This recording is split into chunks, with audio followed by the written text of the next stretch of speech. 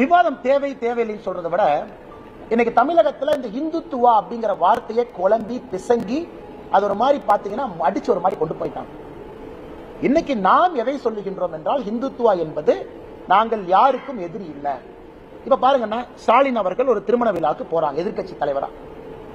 எனக்கு இந்த திருமண விழாவில் அந்த தாலி கட்டுறதெல்லாம் அந்த புகை வரும் அப்படி வரும், அது எப்படி நான் ஏத்துக்க முடியும்? அப்படி பேசுறாங்க. ஆனா இதே நான் முத்துராமலிங்க தேவரையா பத்தி அண்ணாதுரை அவங்க பத்தி பேசினா ப்ராசிக்யூஷன் சாங்ஷன் கொடுத்து என் மேல கேஸ் போடுறேன்.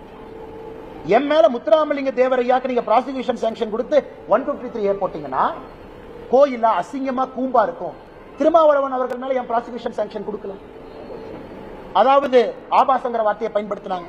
திருமணத்துல அந்த புகையெல்லாம் வரும். ஸ்டாலின் அவர்கள் மேல என் ப்ராசிக்யூஷன் சாங்ஷன் கொடுக்கல. அதனால நான் சொல்றதுன்னா ஒரு விவாதம் விவாதமா இருக்கட்டும். நான் இஸ்லாமியர்களை பத்தி கருத்து சொல்றேன்னா பத்திரிகை நண்பர்களை சட்டை பிடிச்ச கேள்விகளுக்கு நான் பதில் சொல்றேன். நான் கிறிஸ்தவர்களை பத்தி கருத்து சொல்றேன்னா சட்டை பிடிச்ச கேள்விகள். நான் இந்துத்துவாங்கிறது இன்னைக்கு சுப்ரீம் கோர்ட்டினுடைய தீர்ப்பை நான் கோட் பண்றேன். சுப்ரீம் கோர்ட்டே தன்னுடைய தீர்ப்பை ரிவ்யூ பண்ண மறுக்கிறாங்க. 1995 கொடுக்கப்பட்ட தீர்ப்பு 29 ஆண்டுகளா இருக்கு. அப்படி இருக்கும் பொழுது இவர்கள் எதற்கு ஒரு சின்ன இதுக்குள்ள அடைக்கிறாங்கன்னு தான் நான் கேட்கிறேன். அண்ணா இல்ல, நான் பல இடத்துல பேசியிருக்கேன். அது பிடிஐனுடைய ஒரு ஆல் ஃபார்மேட் இன்டர்வியூ. பிடிஐ பொறுத்த வரைக்கும் எல்லா எடிட்டர்ஸும் உட்கார்ந்து இன்டர்வியூ பண்ணுவாங்க. டெல்லியில அவங்க கூப்பிடுவாங்க.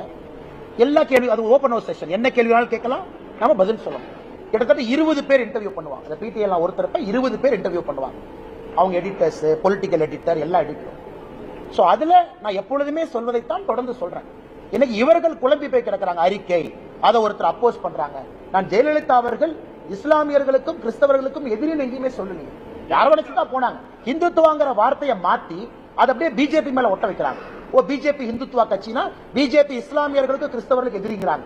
அதை தெளிவுபடுத்துவதற்கும் பத்திரிகை நண்பர்கள் மூலமாக ஒரு வாய்ப்பாக நான் பார்க்கிறேன். வேற ஒன்றும் இல்லை.